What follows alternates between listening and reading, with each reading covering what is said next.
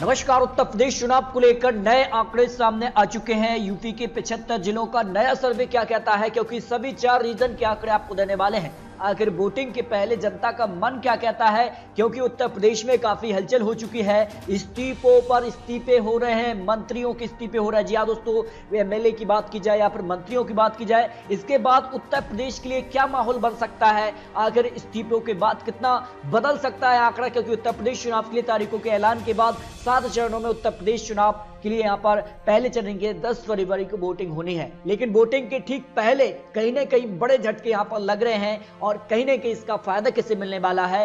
सवाल किया चुनाव तो फिर उत्तर प्रदेश में किसकी बनेगी सरकार, इसको लेकर 2022 का पहला सर्वे और ओपिनियन पोल सामने आ चुका है। लेकिन वोटिंग के पहले अपने अपने दावे जरूर सामने आ चुके हैं और 10 मार्च आ रहा है। अखिलेश यादव का दावा है कि 2022 में उनकी वापसी होने वाली है। वहीं बीजेपी का दावा है कि इस बार भाजपा फिर सरकार बनाने वाली है। आखिर किसके दावे में कितना दम यहां पर दिख रहा है, इसको लेकर नए ओपिनियन पोल के आंकड़े क्या निकल कर सामने आ रहा है, आखिर उत्तर प्रदेश का क्या है माहौल, क्योंकि बीजेपी में इस्तीफों की झड़ी लग गई है। इसका कितना नुकसान हो सकता है, इसका फायदा समाजवादी पार्टी को कितना हो सकता है, क्योंकि बीजेपी को बड़ा झटका स्वामी प्रसाद मौर्य से लगा है। कहीं ना कहीं एक गद्दावर नेता है, जमीनी स्तर पर एक बड़ा इनका माहौल है। और ऐसे में अगर बात की जाए तो दारा सिंह का भी इस्तीफा हो चुका है, तो बीजेपी में बड़ी हलचल है और बीजेपी इस हलचल को क्या रोक पाएगी।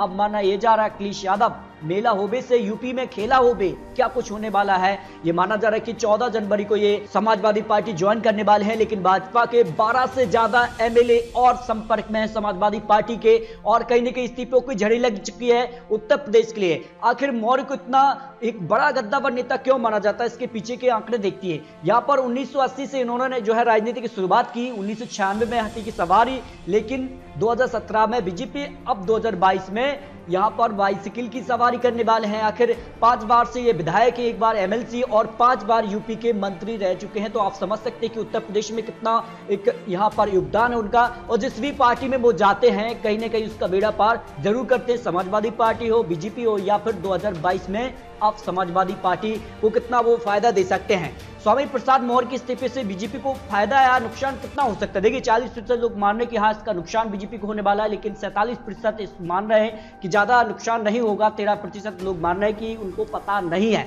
ऐसे में अगर बात की जाए तो अब तक जो इस्तीफे बीजेपी के यूपी के अंदर हुए हैं, इसमें अगर बात की जाए तो भगवती प्रसाद सागर बीजेपी यहाँ पर बिल्हौर से कानपुर, इनका जो विधानसभा सीट है यहाँ से इस्तीफा हो चुका है। इसके अलावा अगर बात की जाए तो रोशन लाल यहाँ पर वर्मा का भी बीजेपी से इस्तीफा हो चुका है। इसके अलावा ब्रजेंद्र प्रजापति का भी यहाँ पर इस्तीफा हो चुका है। यानी कहा जाए तो जो यहाँ पर मौर्य है उनके इस्तीफे के साथ ही इनका इस्तीफा हुआ। इससे पहले की अगर बात की जाए तो सीतापुर से भी यहाँ पर राकेश राठौर का बीजेपी से इस्तीफा हो चुका है। दिग्विजय नारायण का भी यहाँ पर जो है इस्तीफा हो चुका है। इसके अलावा माधुरी वर्मा का यहाँ पर इस्तीफा हुआ है। इसके अलावा राधा कृष्ण यहाँ पर शर्मा का भी यहाँ पर 10 जनवरी को इस्तीफा हुआ है। तो बीजेपी में कहीं ना कहीं जो है यहाँ पर बात की जाए तो काफी हलचल है और सभी 403 सीटों की ओपिनियन पोल के आंकड़े भी देने वाले हैं। लेकिन इससे पहले आपको पूर्वांचल के बड़े मुद्दे क्या रहने वाले हैं। काशी कॉरिडोर, पूर्वांचल में हवाई सेवा, पूर्वांचल एक्सप्रेसवे, सड़क और बिजली, कानून व्यवस्था, माफिया पर कार्रवाई, ये कुछ महत्वपूर्ण मुद्दे पूर्वांचल रीजन के हैं। इसके अलावा कोरोना संकट में सरकार का कामकाज,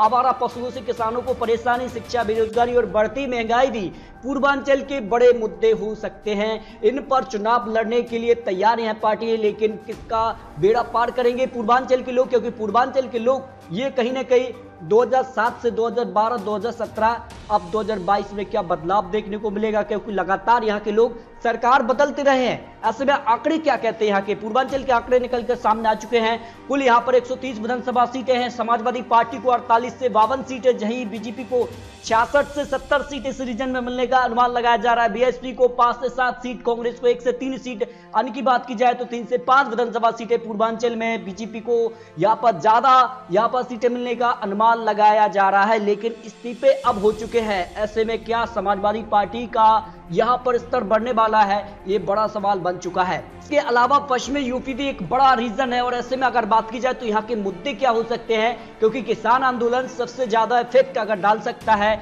यहाँ पर तो ये पश्चिमी यूपी है, क्योंकि काफी महत्वपूर्ण भूमिका में उत्तर प्रदेश के लिए किसान रहने वाले हैं, गन्ना किसान कहे जाते हैं। और ऐसे में अगर बात 120 विधानसभा सीटों पर सीधे असर डालते हैं, यहाँ के क्या मुद्दे हो सकते हैं। जयवार एयरपोर्ट, आसपास के जिलों में विकास क्या होगा, गन्ना किसानों के बकाया का भुगतान, आवारा फसलों से किसानों की परेशानी, ये यहाँ के मुद्दे हो सकते हैं। बेरोजगारी, महंगाई, अल्पसंख्यकों की नाराजगी महत्वपूर्ण है, क्योंकि बेरोजगारी, महंगाई हर एक रीजन की बात की जाए या फिर हर स्टेट की यहाँ पर बात की जाए तो एक मुद्दे बने हुए हैं। कानून व्यवस्था और महिला सुरक्षा, बढ़ती महंगाई और बेरोजगारी भी उत्तर प्रदेश के लिए पश्चिमी यूपी के महत्वपूर्ण मुद्दे बने हुए हैं। ऐसे में यहाँ के अब आंकड़े क्या कहते हैं, पश्चिमी में किसे कितनी सीटें मिलने का अनुमान है। 136 विधानसभा सीटों में बीजेपी को 71 से 75 सीटें मिलने का अनुमान है। समाजवादी पार्टी को 53 से 57 सीटें, बीएसपी को 4 से 6 सीटें, कांग्रेस को 1 से 3, अन्य की बात की जाए तो 0 से 2 सीटें। पश्चिमी यूपी में बीजेपी सबसे बड़ी पार्टी है, लेकिन कहीं ना कहीं समाजवादी पार्टी बिल्कुल बराबर की टक्कर देने की कगार पर आ चुकी है। जैसे में अब कहीं ना कहीं बड़े बड़े दिग्गज नेता समाजवादी पार्टी ज्वाइन करते नजर आ रहे हैं, जो अब तक यहां पर जानकारी निकल के सामने आ चुकी है। इसके अलावा उत्तर प्रदेश के लिए अवध रीजन भी महत्वपूर्ण हो जाता है। अवध रीजन के मुद्दे क्या हो सकते हैं?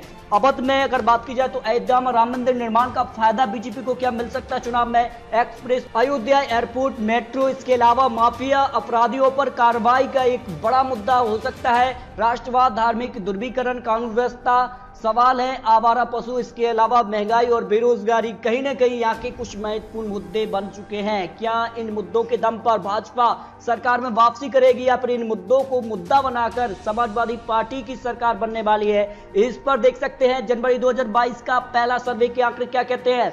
बीजेपी को 71 से 75 सीटें अवध रीजन में, समाजवादी पार्टी को 40 से 44 सीटें, बीएसपी का खाता नहीं खुल रहा है, हो सकता है कि 0 से 2 सीटें, कांग्रेस को 0 से 2 सीटें, अन्य की बात की जाए तो 0 से 2 सीटें मिलने का अनुमान अवध रीजन में लगाया जा रहा है। यानी यहां पर भी बीजेपी सबसे बड़ी पार्टी बन रही है, लेकिन समाजवादी पार्टी यहां पर कड़ी टक्कर दे सकती है। अब जो नए आंकड़े यहां पर निकलकर सामने आते नजर आ रहे हैं। लेकिन बुंदेलखंड के क्या यहाँ के मुद्दे हो सकते हैं? बुंदेलखंड एक्सप्रेस वे हो, रिपेस कॉरिडोर हो, सिंचाई व्यवस्था, जल शक्ति प्रोजेक्ट, हर घर नल जल योजना का वादा, इसके अलावा किसानों की नाराजगी, आवारा पशु, बेरोजगारी, बढ़ती महंगाई, खराब कानून व्यवस्था और बढ़ता अपराध, ये यहाँ पर बुंदेलखंड के बड़े मुद्दे रहे हैं। इन मुद्दों के दम पर क्या कुछ हो सकता है? आंकड़े आपके सामने हैं।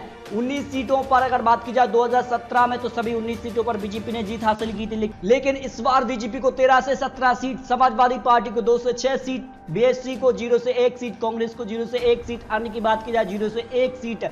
बुंदेलखंड की 19 सीटों को लेकर जनवरी 2022 का ये सर्वे आपको दिखा रहे हैं। इसके अलावा अगर बात करें तो सभी 403 सीटों के लिए जो भाजपा को वोट परसेंटेज है 42% वोट शेयर भाजपा के लिए, समाजवादी पार्टी को 33%, बसपा को 13, कांग्रेस को 7, अन्य की बात की जाए तो 5% वोट शेयर अन्य के पक्ष में जाने का अनुमान उत्तर प्रदेश की सभी 403 सीटों के लिए लगा जा रहा है। इसके अलावा अगर बात की जाए तो अब सभी 403 सीटों के लिए जो महा ओपिनियन पोल के आंकड़े हैं, सी वोटर के हिसाब से उत्तर प्रदेश में 223 से 235 विधानसभा सीटें बीजेपी के पक्ष में जाने का अनुमान लगाया जा रहा है। भाई समाजवादी पार्टी को 145 से 157 सीटें मिलने का अनुमान है। यानी उत्तर प्रदेश में बीजेपी और समाजवादी पार्टी में ही आमने सामने की टक्कर दिखाई दे रही है।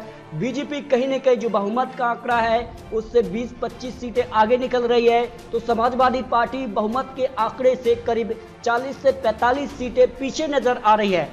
क्या इस अंतर में बड़ा हेरफेर होगा, ये तो जनता तय करेगी, लेकिन फिलहाल कहीं ना कहीं उत्तर प्रदेश चुनाव में बीजेपी की सरकार बनती नजर आ रही है। लेकिन हाल ही में जो 2 मंत्रियों के इस्तीफे और कहीं ना कहीं जो एमएलए रिजाइन दिए हैं, इसके बाद कितना बदलाव देखने को मिलेगा, क्योंकि ये माना गया है कि सभी जो रिजाइन हुए हैं वो समाजवादी पार्टी ज्वाइन करने वाले हैं। इसके बाद क्या कुछ आंकड़ा बनेगा ये तो आने वाला वक्त ही बताएगा।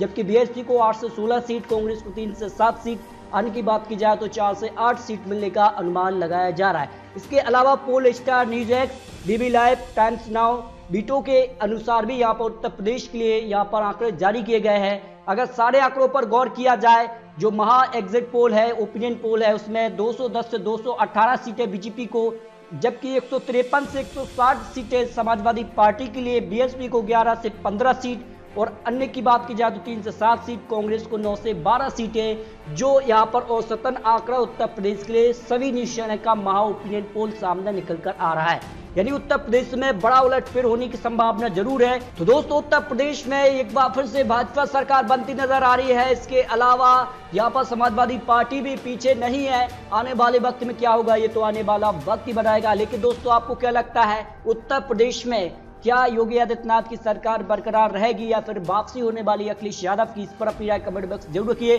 क्योंकि ये तो चुनावी आंकड़े, चुनावी अनुमान है आने वाले वक्त में, और इस्तीफे और टिकट बंटवारे के बाद सारा जो खेल है वो साफ यहाँ पर दिखने लगेगा। तो दोस्तों अपनी राय कमेंट बॉक्स जरूर किए। बहुत जल्द आपको यहाँ पर 7 चरणों के एक चरण के भी आपको यहाँ पर ओपिनियन पोल के आंकड़े देने वाले हैं। आखिर यहाँ पर पहले चरण में और दूसरे चरण और तीसरे चरण यानी 7 चरणों के भी आंकड़े बहुत जल्दी आपको देने वाले हैं। तो मिलते हैं दोस्तों और सटीक महत्वपूर्ण विश्लेषण के साथ, तब तक के लिए जय हिंद, जय भारत।